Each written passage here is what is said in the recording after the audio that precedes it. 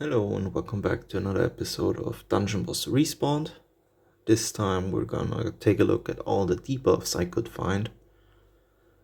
Quick disclaimer, it might be possible that I miss a few, depending on if they're unlockable only with the final ascension of a hero, or if they are like a debuff or a buff. This also counts for the previous video.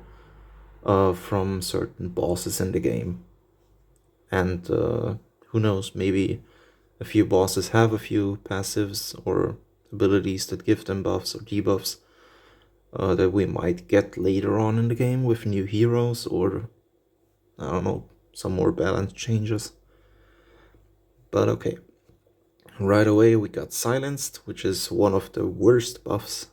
Well, technically best buffs, but worst buffs to go against. Because it just makes you unable to use any abilities for 2 turns. This is a debuff that cannot stack, but it is 2 turns, so that's pretty bad right off the bat. Next one we have Fear. This character has a chance to flee in fear on application and at the start of their turn. The lower the character's health is, the greater the chance to flee in fear. Last 2 turns. This one got a little bit changed from Dungeon Boss, from the original. Because in the original you had like a chance to flee once at like 20% HP or less. This one just counts it on application and at the start of the hero's turn for 2 turns, and it doesn't really matter what their HP level is. I've seen my Rogar flee at like 60% HP after they got hit from a fear. So, yay. Just complete RNG fest if your hero is gonna flee or not. Or the enemy. Exhausted. This character will gain no energy normally each turn for 2 turns. I mean, kind of useless, to be honest. Like, that's not gonna do anything. Maybe if you have it on a defense, like a tank defense or something, or a defense that takes like 1 or 2 turns to get going, just to keep the enemies from regenerating energy. But like for early game, really useless. Because you're gonna have your first ability up anyways, and then like if you have to go for more than 2 or 3 rounds, you can basically just quit. Or give up or whatever, since the chances of winning pretty slim. Here we have Polymorphed from Gretel. I count this as debuff because firstly it is red written on the ability chart. And I mean, it is a debuff if your hero gets changed into a little bunny, which is a nature character with a basic bite attack for 3 turns. That sounds pretty bad to me. So this is basically the same as an OG Dungeon Boss. Not a lot of changes. Cryosleep can be used as a buff or a debuff, I guess, since I heard that it is also applicable to your own allies. Applies Cryosleep to target character, cannot be targeted, have debuffs or buffs applied, or use abilities, and reduces damage received by 50%. Then increases attack for all allies by 10% for 3 turns and applies shield for 3 turns to all enemies. This sounds like a pretty OP buff, or an anti-buff. Because you can put it on your own hero if you want to let the hero survive until the next turn, since he can't be targeted and takes 50% less damage. I mean, he can't act either, but like if you have a fast hero already dishing out the damage, and then your Ice Bloom swoops in and just puts them in cryo sleep, that's like, yeah, just keep him alive. It doesn't really sound too bad to me. For this one I took Blizzard, which is just frozen for 2 turns to all characters, enemies and allies. That's only in this case because it's Blizzard, it's Ice Bloom's S1, it freezes everyone. Heroes like... No, that's Selwyn. Wait. Yeah, I think that's Selwyn. Huh. Either it's Selwyn or it's Ice Bloom, I can't remember right now. Either way, frozen is just frozen for 2 turns. It doesn't stack or anything. It's just like silenced. A pretty hefty debuff to go against, especially in the early days of PvP. Here we have Tasty, coming from your old pal Hopper. Receives 2 times damage from bite attacks, which is at the moment basically useless. I mean, it makes Hopper do double damage. And I guess the little bunnies from Gretel. So if you're ever going against a Gretel, I guess bring Hopper. Not gonna say that it's gonna save you, but it could make for a pretty fun raid. Here we have Chilled. This character receives 4 to 26% of their max health as damage whenever they use an ability other than a basic attack for 3 turns. Yeah, okay, so like Frostbite, just worse, because you have to apply it a few times. Poisoned is basically the same as Chilled, just even worse. I guess there are a few heroes that can actually apply poison pretty fastly, like Phenol and Shadowblade, because I think Shadowblade gives like 3 stacks of poisoned with his second ability. And Phenol, whenever he gets hit or hits an enemy, he also applies a poison stack, but I don't think it's gonna see much play, to be honest. Here we have Cursed, which I guess is their version of, I don't know, Doom, I guess. Like a new version of Doom. 5 to 55% of the damage dealt by this character is also dealt to themselves for 3 turns. Okay, I mean,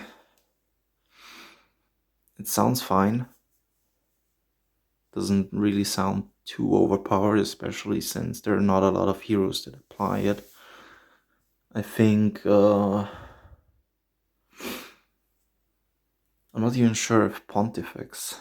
No, Cobal, Ella, and I think Arrakis apply it. So it is basically a dark hero, like dark element only debuff. I guess it's okay. Might be... No, it won't be good against bosses. I guess if it's decently easy to apply, it could see some play in PvP. But what I also just noticed is it's also missing the number of how many stacks it has. So good luck with guessing that. Wounded is 1 to 15% of their max health as magical damage each turn, and healing received is reduced by 50 to 100% for 3 turns. Gotta be honest, I'm not really happy about all the healing reduced debuffs, because as you're gonna see later on, I think, what was it called? Diseased has the same debuff. And I think Diseased is crit chance and healing. So this is just damage and healing. Like they take damage and they don't get healing. I mean, it is basically the same thing as in Dungeon Boss. Just you have to apply 5 stacks of it to be actually somewhat close to, or I guess 4 stacks at minimum, for it to be somewhat as good as in Dungeon Boss. Here we have Weakened, reduces attack and crit damage by 5 to 55%. It's crit damage, not crit chance, so I mean, I guess a 55% crit chance decrease would be insane. Because I think, like, I think it's gonna max out at 50% anyway, so this would, see no play unless against, well, I mean, it would see some play. But crit damage decrease, nah. The attack decrease is good. And diseased is crit chance and healing received. But to be fair, I don't know how it scales for crit chance, because it starts at 50%. So I would guess it halves the crit chance that the hero has. So it's not 5% minus 50%, but it's 5% times 0.5. Or divided by 2. Yeah, I mean, I guess if you can apply it, it's gonna be decent. But like it doesn't do damage or anything. It just keeps them, it stops them from healing and from doing crit damage. But I think I saw a few heroes actually synergize with doing crits instead of normal damage, so I think a few abilities apply different debuffs depending on if they crit or not. So it's okay. Nerf damage is basically the same thing as what was it called? As Wounded, just with the change that it doesn't have any percentages. But if you remember back from Dungeon Boss, it is also the same as in Dungeon Boss. It does a little bit of damage and it stops them from healing. Yeah, the damage isn't mentioned here, but I tested it. It does a little bit of damage. Shocked is the first actually juicy one, I guess. If you find a way to apply it a lot. Because this character takes damage equal to 1.5 to 10% of their max health, and other enemies take half of that when hit for 3 turns. So if you get 5 stacks of Shocked on a boss or on a max health tank, you could basically eradicate their whole team or all of the ads that the boss has by just attacking the boss or the tank. Because 5% of the tank's max health every time he gets hit on all the 3 other heroes, that could be juicy. Here we have Prone, which is a pretty common debuff. Reduces defense and dodge by 5 to 55%. The defense part is good, the dodge part is pretty... I mean, yeah, dodge isn't really good at the moment.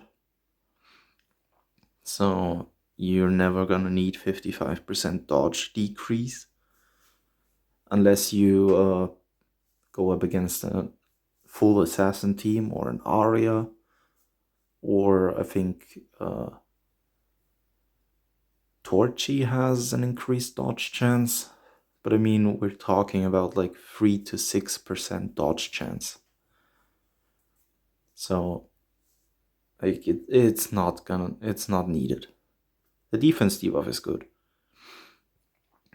Here we have Stunned. This character can't use abilities. It's bugged. This character can use abilities. Does not gain energy normally each turn. And can't run away in fear. I'm not sure why you would want that the enemy that is stunned cannot run away in fear. That's like a buff inside of a debuff, but for your enemy. So I guess it's a debuff for you and the enemy.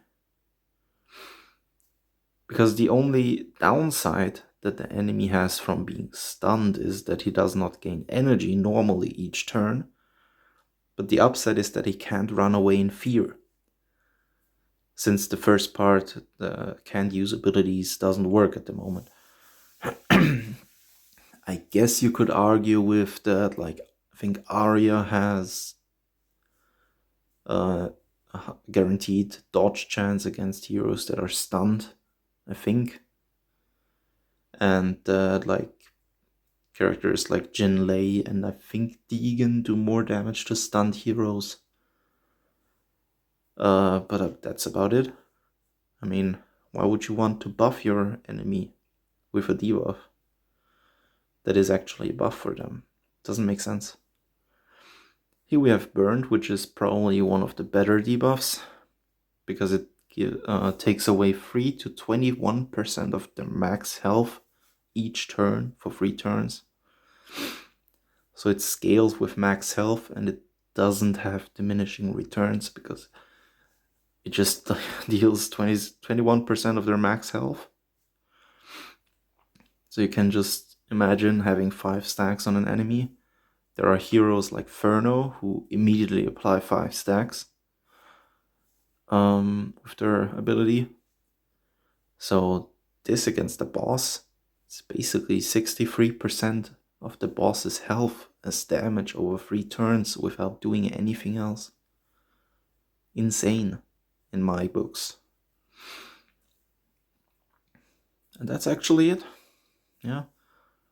Burned is the last one that is actually very good.